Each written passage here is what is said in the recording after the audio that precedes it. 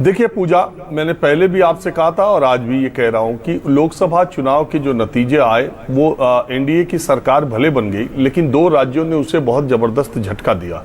तीन राज्यों ने वैसे तो अगर आप देखें तो हरियाणा में उसकी सीटें आधी हुई और इंडिया गठबंधन ने उन्हें करीब करीब दूनी सीटों पर, अगर आप देखें 31 सीटें महाराष्ट्र में इंडिया गठबंधन जीती और 17 पर एनडीए रह गई। और उत्तर प्रदेश में तो आश्चर्यजनक तौर पर नतीजे आए जिसमें बीजेपी दूसरी पार्टी के स्थान पे चली गई और समाजवादी पार्टी को सबसे ज़्यादा लोकसभा सीटें मिली। तो इस तरीके से अगर आप देखें तो ये जो परिस्थितियों का निर्माण हुआ तो उससे योगी आदित्यनाथ और दूसरी बात ये थी कि 9 सीटों पर विधानसभा के उपचुनाव होने। लोकसभा चुनाव के नतीजों के बाद उत्तर प्रदेश की बीजेपी में क्या हुआ मैंने पहले भी कहा, सबको पता है। तो अब इसके बाद ये परिस्थितियां आई कि अगर ये 9 विधानसभा चुनाव हारेंगे तो हटेंगे, इस तरह की बात भी होने लगी। और योगी आदित्यनाथ के लिए 9 विधानसभा उपचुनाव जीवन मरण का प्रश्न है।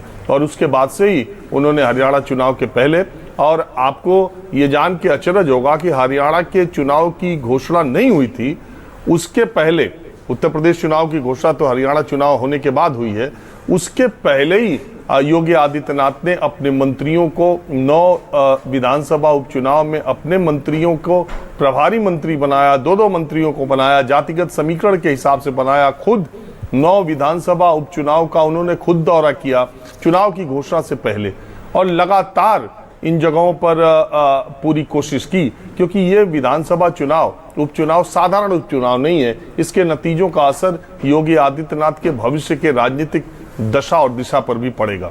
और बटेंगे तो कटेंगे का नारा, चूंकि पूरा मैंने पहले भी कहा कि अयोध्या अगर आप देखें जिस वक्त 22 जनवरी प्राण प्रतिष्ठा का कार्यक्रम था, उस समय पूरा देश राममय हुआ।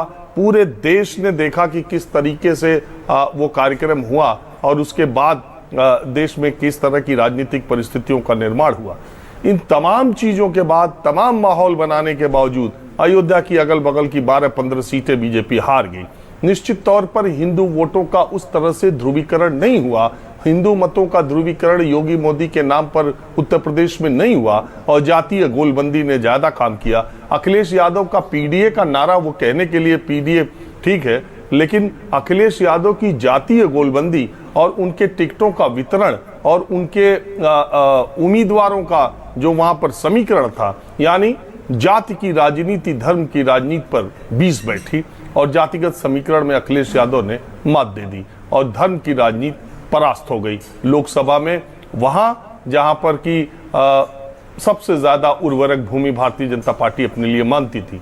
अब ये 9 विधानसभा उपचुनाव को अगर आप देखें, कटेहरी, मीरापुर और शीशामऊ, ये 3 विधानसभा ऐसी है जिस पर कि समाजवादी पार्टी गठबंधन के साथ या समाजवादी पार्टी ने 2022 में जीता था। इन तीनों सीटों पर मुस्लिम वोटों की संख्या, अल्पसंख्यक वोटों की संख्या इतनी है कि अगर उनके साथ 1 या 2 वोट मिल जाए तो इन तीनों सीटों पर उनकी जीत हो सकती है और होती रही है। तो इसके अलावा और जो 3 सीटें 4 सीटें बचती है, वहां पर अगर जातीय गोलबंदी समाजवादी पार्टी यानी पीडीए के तरह हुई तो फिर वहां भी बीजेपी के लिए दिक्कत है। तो ये पूरा 9 विधानसभा उपचुनाव में हिंदू वोटों का ध्रुवीकरण बीजेपी के साथ हो, इसलिए इस नारे को बहुत आक्रामक तरीके से रखा गया है।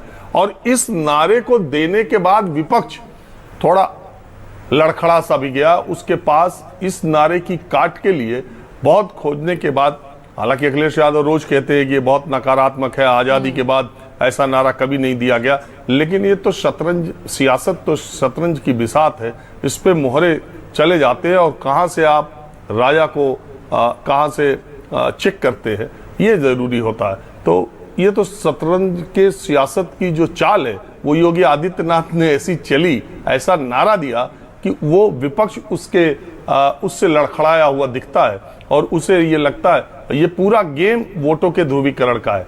अब ये अगर नारा ये देने के बाद भी परिणाम कैसे आएंगे ये देखने वाली बात होगी, लेकिन इतना जरूर है कि ये नारा दिया तो योगी आदित्यनाथ ने, वैसे आरएसएस ने अपने शुरुआती दिनों में, अगर आप उसके गठन की तारीख से देखेंगे तो जब से उन्होंने इसी मुद्दे पर 1925 में इसी विचारधारा पर कि हिंदुओं का बंटवारा नहीं होना चाहिए, हिंदुओं को एक करा जाए, और वो उसी तरह की बात थी कि ये जाति व्यवस्था हिंदुओं को अलग अलग करती है, और अगर जाति व्यवस्था को खत्म करके हिंदुओं को एकजुट किया जाए तो इस देश में हिंदू राष्ट्र की दिशा में या उस तरफ आगे बढ़ा जा सकता है, अपनी संस्कृति, अपने धर्म, अपने चीज़ों पर। तो वो उनकी फिलॉसफी है, उसमें कहीं कुछ छुपा नहीं है, उनकी सारी जो किताबें हैं उनमें ये बातें लिखी हुई हैं।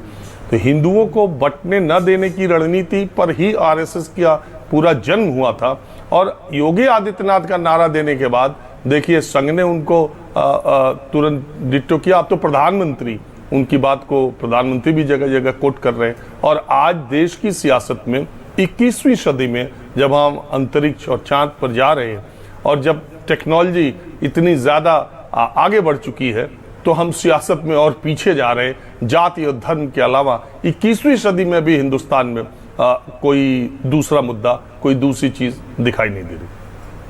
बिल्कुल, और उसी का नतीजा है जो इस वक्त माहौल बीजेपी इस वक्त उत्तर प्रदेश में बना हुआ है।